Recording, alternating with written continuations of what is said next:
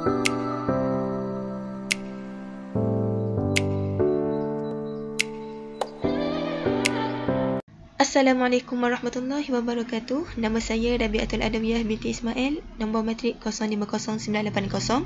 Saya dari kelas 5A dan saya akan mengkritik terjemahan daripada Siti Suaidah binti Ibn Syam. Bagi rangkap satu ini, mengikut analisis yang saya buat, saya dapati terjemahan yang dilakukan oleh Suaidah ini menepati makna teks sumber dan ayat yang digunakan, tersusun dan difahami. Terjemahan tidak dilakukan secara harfiah tetapi masih terikat dengan teks sumber. Dari aspek laras bahasa pula, keseluruhan syair ini menggunakan laras bahasa agama kerana mengandungi bentuk cerita, kias dan ibarat. Ia juga mempunyai unsur nasihat dalam kiasannya. Kaedah terjemahan yang dilakukan ialah kaedah transposisi. Okey, bagi rangkap yang kedua ini dari aspek makna dan penggunaan kata, saya rasakan sudah tepat. Tapi dari segi makna, saya ingin komen sedikit kerana pada bait yang kedua ini mengandungi unsur sastera yang mana pembaca sasaran perlu membaca berkali-kali untuk memahami maksud yang ingin disampaikan. Jadi saya mencadangkan agar lagi dijelaskan maknanya tetapi masih mengekalkan unsur sastera, memandangkan sasaran audiens adalah yang masih level pemula.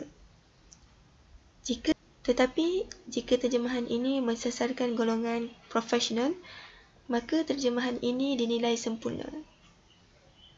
Kaedah terjemahan yang digunakan pula ialah kaedah penambahan di mana dapat dilihat pada ayat, lakukan urusanmu dengan ketaatan. Berikut merupakan contoh cadangan terjemahan yang dilakukan oleh saya hasil penelitian dan pemahaman dalam memahami maksud syair ini. Tetapi saya lebih memfokuskan kepada bait yang kedua dan secara keseluruhannya, tetaplah engkau sepanjang hidup ini melakukan kebaikan dalam setiap urusanmu. Seisi makhluk tunduk kepadamu sebagai bukti ketaatan dan kebaikanmu dan pengikutmu turut dipandang tinggi dan mulia. Perkataan kawakib yang bermaksud bintang-bintang saya tukarkan kepada seisi makhluk kerana untuk memudahkan pada pembaca untuk memahami maksud yang ingin disampaikan.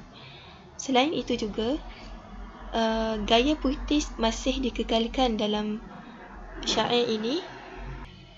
Tambahan pula, bintang-bintang juga dapat dikelaskan sebagai makhluk, jadi saya simpulkan secara umum.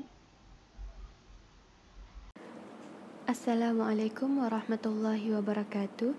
Saya Dayang Nurafika binti Muhammad Said, nombor matriks 050517.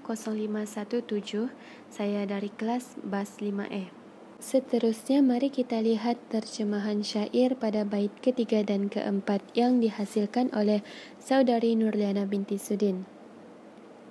Melalui pemerhatian saya, beliau telah menggunakan laras bahasa yang sesuai, iaitu mengikut tema yang ditetapkan, iaitu tema terjemahan teks agama. Dari aspek penggunaan kata pula, beliau telah menggunakan perkataan yang sangat mudah untuk difahami oleh setiap peringkat pembaca sasaran. Dari segi ketepatan makna pula, mari kita lihat contoh bait yang ketiga. Okey. La yu'athirna fil wali wala laha sidi hatta tushira bit ta'thir.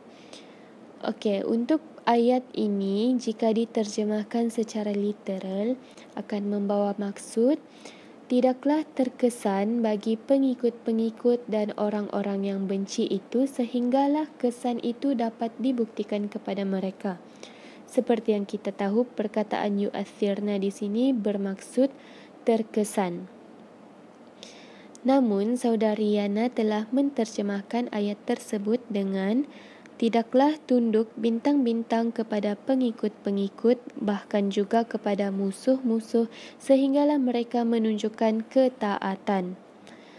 Terjemahan ini telah mengikut laras bahasa dan gaya cerita yang sesuai. Walaupun begitu, saya ada menyediakan cadangan terjemahan yang ringkas bagi bait ini, iaitu tidaklah tunduk bintang-bintang kepada para pengikut dan musuh-musuh sehingga mereka menunjukkan ketaatan. Cadangan terjemahan ini tidaklah mengubah banyak. Cuma saya meringkaskan sedikit sahaja supaya terjemahan tersebut menjadi lebih ringkas dan mudah untuk difahami. Seterusnya, mari kita lihat bait yang keempat. Untuk bait yang keempat ini, terjemahan yang dihasilkan bagi saya sudah cukup baik kerana saudari Yana telah mengalihkan mesej dari bahasa sumber kepada bahasa sasaran dengan sangat baik. Selain padanan kata yang sempurna, ketepatan makna yang disampaikan juga memuaskan. Okey, seterusnya ini adalah hasil terjemahan saudari Halimatul Nabilah binti Mahusin pada bait syair yang kelima dan yang keenam. Okey. Melalui pemerhatian saya, beliau telah menggunakan laras bahasa dan penggunaan kata yang sesuai. Kerana ketepatan dalam mengungkapkan mesej dalam bahasa sasaran itu sangat-sangat jelas. Tidak berlaku sebarang kekeliruan ataupun apa-apapun gangguan yang menyebabkan pembaca mengalami kesukaran dalam memahami teks. Kerana bagi saya, makna yang diterjemahkan adalah tepat. Pengalihan mesej yang dilakukan sangat memuaskan.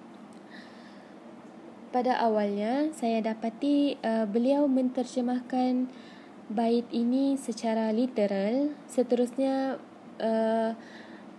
mungkin selepas beliau memahami maksud ataupun mesej yang disampaikan, beliau menterjemahkannya secara bebas supaya ayat yang dihasilkan adalah lebih tersusun.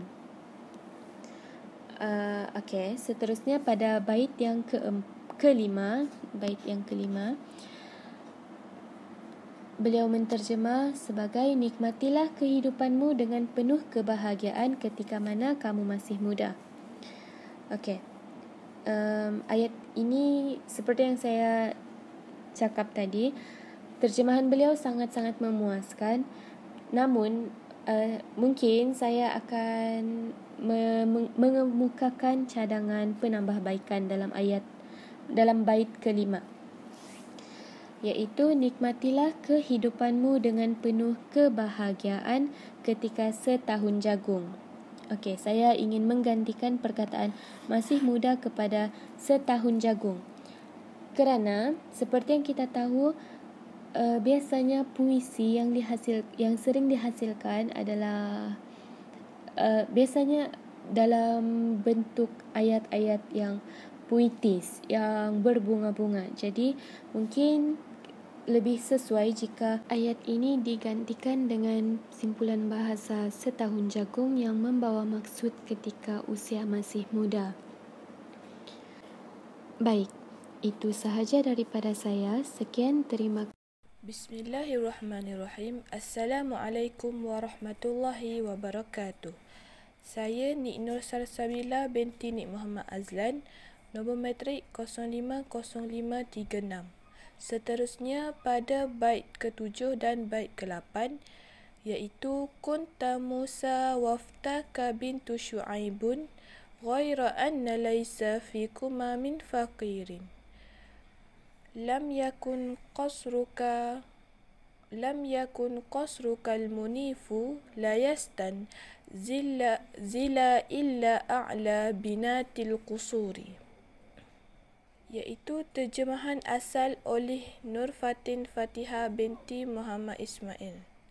Pada terjemahan ini, penggunaan laras bahasa dan gaya cerita dalam terjemahan menggunakan laras bahasa yang senang difahami kerana struktur ayat mudah dan ringkas tetapi padat. Menggunakan terjemahan jenis dinamik, iaitu berlaku penambahan dan pengguguran pada ayat. Penggunaan kata dalam terjemahan pula bersesuaian dengan ayat mengikut teks bahasa sasaran, walaupun masih ada perkataan yang terikat dengan gaya bahasa teks sumber dan menjaga maksud teks asal. Ketepatan makna dalam terjemahan pula, makna dan struktur kata lebih jelas, terjemahan yang ringkas, kerana terjemahan yang terlalu panjang boleh menimbulkan kekeliruan dan ketidakfahaman terhadap pembaca sasaran. Seterusnya, cadangan terjemahan untuk bait ke-7 ialah Nabi Musa dan isterinya iaitu puteri Nabi Syuaib meninggal tanpa ada di antara mereka orang-orang yang miskin. Dan pada bait ke-8, sebuah perkahwinan akan hilang kemuliaan dengan mahar yang tinggi. Sekian, terima kasih. Bismillahirrahmanirrahim. Assalamualaikum warahmatullahi wabarakatuh. Saya Siti Nurhafizah binti Muhammad Yusof, nombor matrik 051095. Baik, saya akan membentangkan hasil penilaian saya terhadap terjemahan syair yang telah dilakukan oleh rakan saya. Baik, kita terus lihat kepada syair tersebut. Syair ini merupakan syair yang pertama dan saya akan menilai dari bait 9 dan 10. Ini merupakan syair dan hasil terjemahan yang dilakukan oleh rakan saya pada bait yang ke-9. Rahalat min fina'ihi syuhubul ghilmani khawfan min dawi fajrin muniri. Baik, beliau menterjemahkan kepada ketika meteor datang menghampiri, langit menjadi cerah seakan waktu subuh. Manusia ketakutan lalu berlari daripada halaman rumah mereka. Baik, secara keseluruhannya pada pandangan saya, setelah membaca terjemahan tersebut, kita dapat bayangkan atau berimajinasi tentang situasi berikut. Hal ini disebabkan penterjemah menggunakan ayat dan cara penyampaian yang mudah difahami oleh masyarakat umum. Baik, dari segi gaya bahasa, ia tidaklah menunjukkan gaya penulisan sebagai syair tetapi lebih kepada penceritaan. Tetapi dari sudut pandangan saya, terjemahan ini boleh dibaiki supaya gaya bahasa yang digunakan bersesuaian dengan gaya bahasa teks sasaran. Baik, berikut merupakan cadangan terjemahan daripada saya setelah menilai hasil terjemahan tersebut. Baik, saya menterjemahkan kepada ketika meteor datang menghampiri, langit menjadi cerah seakan dini hari. Yang melihat akan ketakutan akan cahaya yang menyinari. Seterusnya kita pergi kepada bait yang ke-10. Berikut merupakan hasil terjemahan yang telah dilakukan. Kana kal afqi hina hammat bihi syamsu tanadat nujumuhu bil misil. Beliau menterjemahkan kepada keadaan itu seperti cakrawala ketika matahari terbenam dan ketika bintang-bintang bertaburan di atas langit di waktu malam. Berdasarkan penilaian saya, penyampaiannya kurang difahami, mungkin disebabkan laras bahasa digunakan tidak tepat atau ada perkataan-perkataan yang tidak sesuai digunakan dalam penghasilan terjemahan.